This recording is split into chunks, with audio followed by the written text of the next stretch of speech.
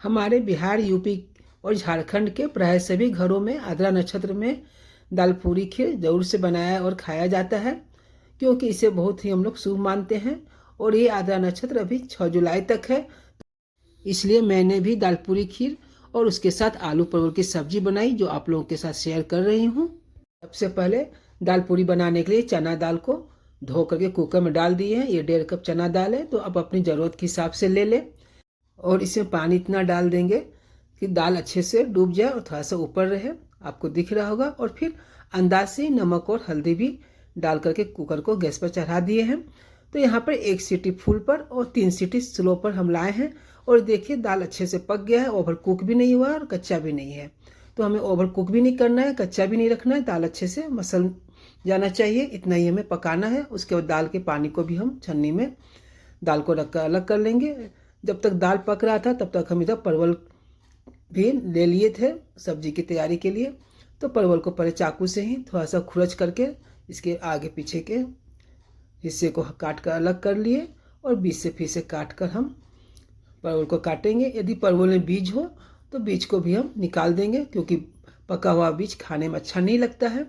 तो यहाँ पर ये इस परवल में बीज था तो उसको अलग कर लिए, लेकिन इस परवल में बीज नहीं था, मतलब पका हुआ नहीं था, सॉफ्ट था परवल, तो इसके बीज को अलग नहीं किए, इसको ऐसे ही रहने दिए। तो इस तरह से सभी परवल को काट करके रख लेंगे, धो करके रख लेंगे। और उबले हुए आलू को भी हम लिए हैं, तो उबले हुए आलू को भी छीलकर काट कर रख लिए हैं। इधर तब तक दाल भी पक गया था, तो इधर दाल ठंडा हो गया था छानने के बाद। तो इसे हम पोटैटो मैशर से ही मैश करके इसमें भुना जीरा पाउडर डाल दिए। और कुछ हम लोग नहीं डालते हैं, बस नमक और भुना जीरा पाउडर से ही इस दाल पूरी का टेस्ट बहुत अच्छा आता है, क्योंकि इसके साथ खाने के लिए सब्जी भी रहती है और खीर भी रहती है।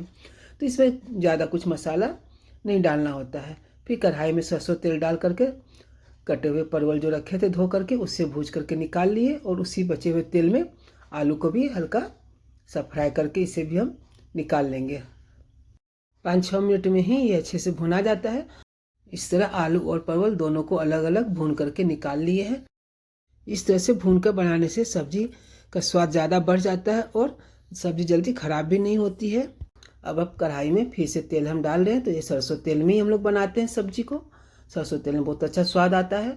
और तेल गर्म हो जाने पर जीरा, तेज़पत्ता और सूखा मिर्च डाल करके प्याज भी डाल दिए और लहसुन कुटी हुई और अदरक भी कुटी हुई डाल दिए। बहुत ज़्यादा बारीक पेस्ट नहीं करना है। और इस तरह से प्याज जब थोड़ा सा ट्रांसपेरेंट हो जाए तो फिर एक टमाटर भी कटी हुई डाल करके अच्छे से भून लेंगे।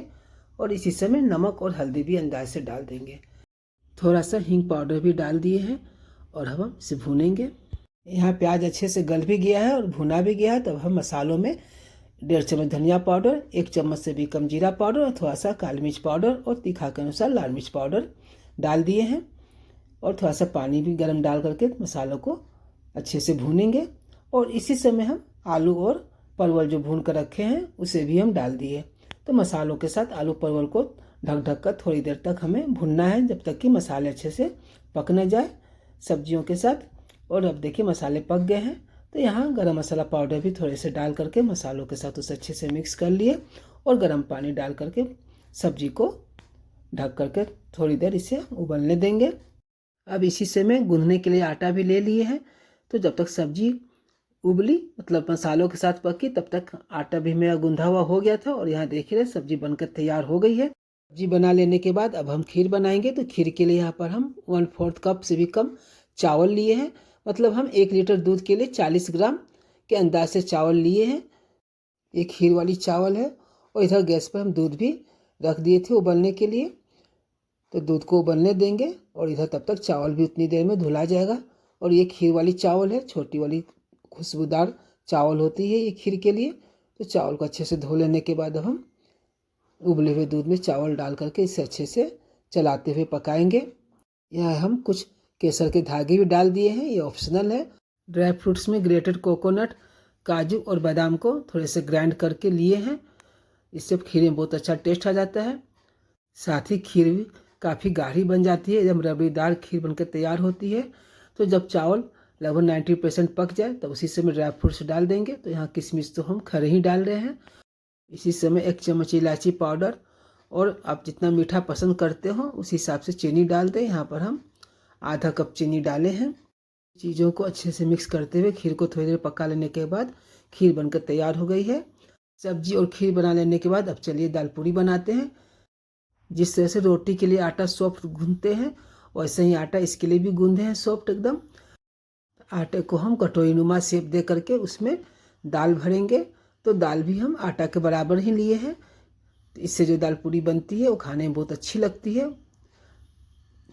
और इस जैसे आप वीडियो में देख रहे हैं बस वैसे ही भर करके इसे हम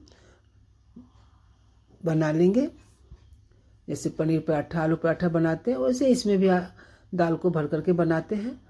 तवे पर डाल करके इसके दोनों तरफ घी लगा करके अच्छे से सेक लेंगे। यहाँ हम मीडियम फ्लेम पे ही इसे सेक रहे हैं। हम इसे जैसे पनीर पराठा आलू पराठा सेकते हैं उसी तरह से सेक कर बना रहे हैं। आप चाहें तो इसे पूरी की तरह तल के ही बना सकते हैं, इसलिए हम लोग इसे दाल पूरी कहते हैं। लेकिन इस तरह से जब पराठे की तरह इसे सेक के बनाते हैं तो ये पूरी से ज़्यादा स्वादिष्ट लगता है। ये आपकी अपनी चॉइस है, आप जैसा बनाना चाहें। अब बना लेने के बाद अब हम प्लेटिंग करेंगे। तो यहाँ पर सबसे पहले हम खीर बॉल में डाल दिए, खीर को यूँ से गार्निश कर देंगे ड्राई फ्रूट से। आलू और परवल की सब्जी भी प्लेट में डाल दिए और अब दाल पूरी भी या यूँ कहिए दाल पराठा भी हम प्लेट में डाल दिए हैं। और ये दाल पूरी खीर और आलू परवल की सब्जी बहुत ही स्वादिष्ट बनी थी। और हाँ, आप लोगों में से किन किन ने इस आद्रा नक्षत्र में दाल पूरी खीर बना कर खाए हैं ज़रूर से कमेंट में बतलाएं। और वीडियोस पसंद आने पर लाइक भी ज़रूर करें। और जो लोग सब्सक्राइब नहीं किए हैं अब तक मेरे चैनल को वो ज़रूर से सब्सक्राइब करें। और इस दाल पूरी खीर के साथ आम भी खाना न भूलें। एक नए वीडियो के साथ फिर मिलेंगे, तब तक के लिए थैंक यू, बाय बाय।